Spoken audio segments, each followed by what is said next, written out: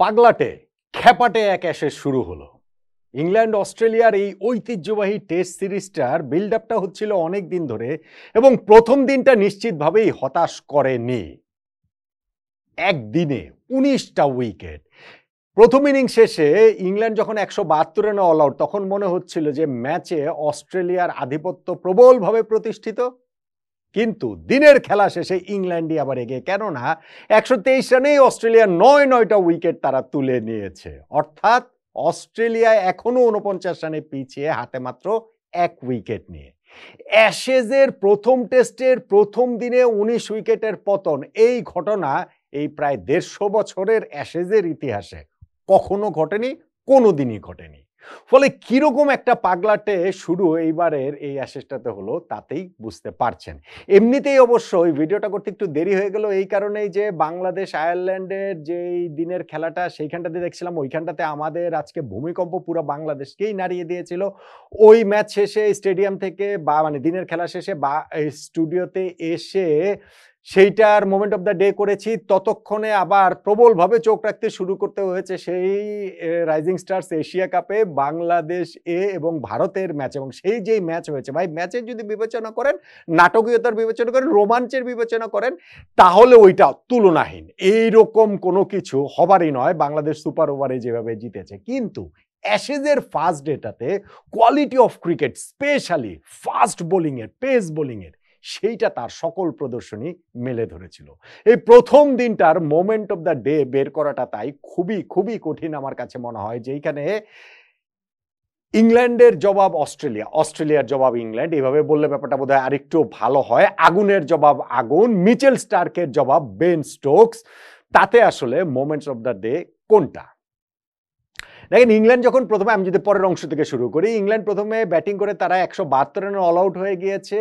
এর জবাব দিতে নেমে যখন ইংল্যান্ডকে এই অল্প রানেই তারা অল আউট হয়ে গিয়েছে, সেইখান থেকে ভালো একটা স্টার্ট খুবই জরুরি ছিল, এবং সেইটা তারা পেয়ে গিয়েছে। জফরা আর্চার যখন প্রথম ওভারটাতেই, ইনফ্যাক্ট দ্বিতীয় বলে জেক ওয়েদারকে তিনি আউট করে দিলেন, এবং সেইটা তার বেচারা ডেবুট্যান্ট, সেকেন্ড বলটাতেই তিনি আউট হয়ে গেলেন। জফরার ওইরকম একটা স্টার্ট ইংল্যান্ডের জন্য ভীষণ রকমের প্রয়োজন ছিল। আর এখানটাতে মার্নাস লাবুশন ছিলেন, তার ওপেনিং পার্টনার উসমান খাজা ওপেন করতে পারেননি, কেননা ওই যে ফিল্ডিং এর সময় অনেকটা সময় তিনি বাইরে ছিলেন। আর সেকেন্ড বলে যখন আউট হয়ে গেলেন, ফার্স্ট উইকেট পড়ে গেল, ৩ নম্বরেও তিনি নামতে পারেননি, স্টিভেন স্মিথ নেমেছিলেন। জফরা ওইখানে সেকেন্ড উইকেটটাও তুলে নেন মার্নাস লাবুশনের। আর যখন ব্রাইডন কার্স তার ওই হোস্টাইল ফাস্ট বোলিং এ তিনি দুইটা উইকেট তুলে নিলেন পরপর, স্টিভেন স্মিথ এবং উসমান খাজার ৩৯ রানে ৪ উইকেট অস্ট্রেলিয়া চলে গেল। হ্যাঁ, ঠিক আছে, ওই অবস্থা থেকে তো অস্ট্রেলিয়া কামব্যাক করতে পারে, এবং সেই জন্য ট্রাভিস হেডের চেয়ে ভালো আর কি আছে। ট্রাভিস হেড এবং ক্যামেরন গ্রিনের যে পার্টনারশিপটা হলো একটা, তখন মনে হয়েছিল যে না, অস্ট্রেলিয়া এই হিকাপটা কাটিয়ে উঠেছে বা ওঠার পথে রয়েছে। ওই জায়গাটা থেকে শুরু হয়ে গেল বেন স্টোকসের ম্যাজিক। ভাই, ম্যাজিক্যাল প্লেয়ার, ক্লাচ প্লেয়ার, যখন দলের প্রয়োজন তখন জ্বলে ওঠার একটা অবিশ্বাস্য ক্ষমতা নিয়েই যেন তিনি ক্রিকেট খেলেন, এবং এই ম্যাচটাতেও সেইটা আবারও দেখা গেল, যখন তিনি বোলিংয়ে এসে এই পার্টনারশিপটাই শুধুমাত্র ব্রেক করেননি, তিনি ওই জায়গাটাতে হচ্ছে গিয়ে মাত্র ৬ ওভার বোলিং করে ২৩ রান দিয়ে অস্ট্রেলিয়ার এই দিনের শেষ ৫ উইকেটের ৫টাই নিয়ে নিয়েছেন বেন স্টোকস। অবভিয়াসলি সেইখানটাতে আপনি ট্রাভিস হেড মিডনে যেভাবে ক্যাচ তুলে দিয়েছেন, সফট ডিসমিসাল, আপনি বলতে পারেন অ্যালেক্স ক্যারি, অস্ট্রেলিয়ার লাস্ট হোপ, যে ইংল্যান্ডের স্কোরটার কাছাকাছি যাওয়ার বা টপকে যাওয়ার, তিনিও যে থার্ড ম্যানে যেভাবে ক্যাচ দিয়েছেন, এগুলা তাদের ল্যাপস রয়েছে। কিন্তু তাতে করে বেন স্টোকসের ওই বোলিং ক্রেডিটটা কোনোভাবেই খাটা হয় না। যেটা বলছিলাম যে মাত্র ৬ ওভার বোলিংয়ে ২৩ রান দিয়ে ৫টা উইকেট তিনি নিয়েছেন। আমার শেষের দিক দিয়ে মনে হচ্ছিল যে অল আউট হয়ে গেলে এটা খারাপ হতো না। অ্যাশেজের প্রথম দিনে ২ দলই অল আউট হয়ে গেছে, এই ঘটনাও তো কোনোদিন ঘটে, মানে ১৯ উইকেটের ঘটনাই ঘটেনি। এর আগে সর্বোচ্চ অ্যাশেজের প্রথম দিনে ১৮ উইকেট পড়েছিল সেই ১৮৮৮ সালে, সেই ১৮৯৬ সাল, ১৯০০ না কিন্তু ১৮০০, অর্থাৎ সেই ১২৫ আর ১২, ১৩৭ বছর আগে, ১২৯ বছর আগে সে ১৮ উইকেট ছাপিয়ে আজকে ১৯ উইকেট পড়ে গেল। ফলে ইংল্যান্ড এইখানটাতে আপার হ্যান্ডে থেকে শেষ করেছে, যেখানটাতে তাদের বোলিং এর আগুনে শুরুটা করেছিলেন জফরা আর্চার, তারপরে গিয়ে ব্রাইডন কার্সের ২টা খুবই গুরুত্বপূর্ণ শিকার, আর শেষে গিয়ে বেন স্টোকসের ম্যাজিক।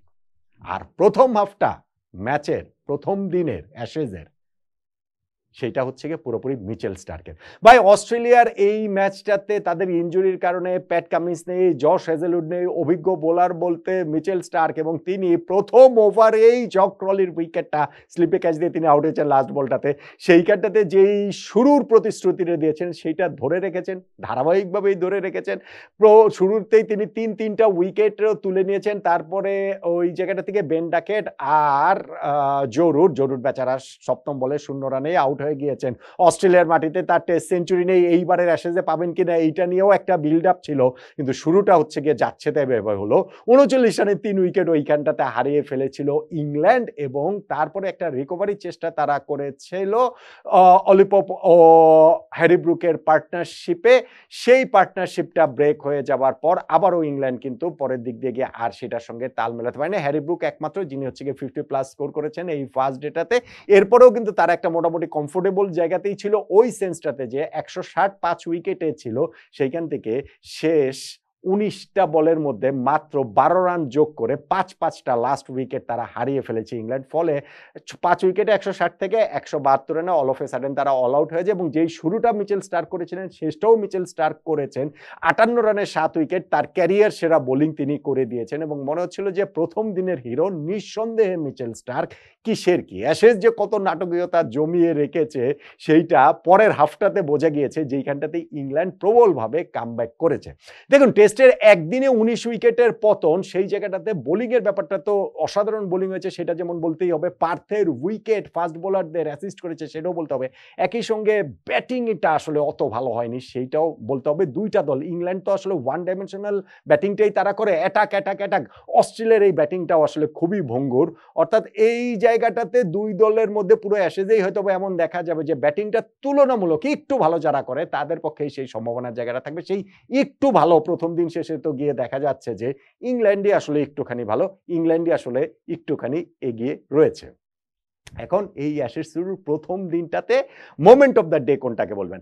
অবভিয়াসলি মিচেল স্টার্কের কথাটা বলা যেত, তার প্রথম ওভারটার কথা বলা যেত, কারণ অ্যাশেজের প্রথম বল, প্রথম ওভার, শুরুর ওভারগুলো সেইটা পুরো অ্যাশেজের যে টোনটা কিভাবে সেট করে দেয় গত অনেকগুলো অ্যাশেজে সেইটা আমরা দেখেছি, এবং এটার হাইপটাও আসলে আমরা দেখেছি। সেইখান থেকে স্টার্ক ফার্স্ট ওভারে উইকেট পেয়েছেন, সেইটা মোমেন্ট অফ দ্য ডে অবশ্যই দাবিদার। ফার্স্টেই যে তিনি তিনটা ইংল্যান্ডের উইকেট তুলে নিলেন সেইটাও দাবিদার। ওভারঅল তার বোলিংটাও দাবিদার। শেষ 19 বলে 12 রানের মধ্যে 5টা উইকেট যে ইংল্যান্ড হারিয়েছে সেইটাও মোমেন্ট অফ দ্য ডে দাবিদার।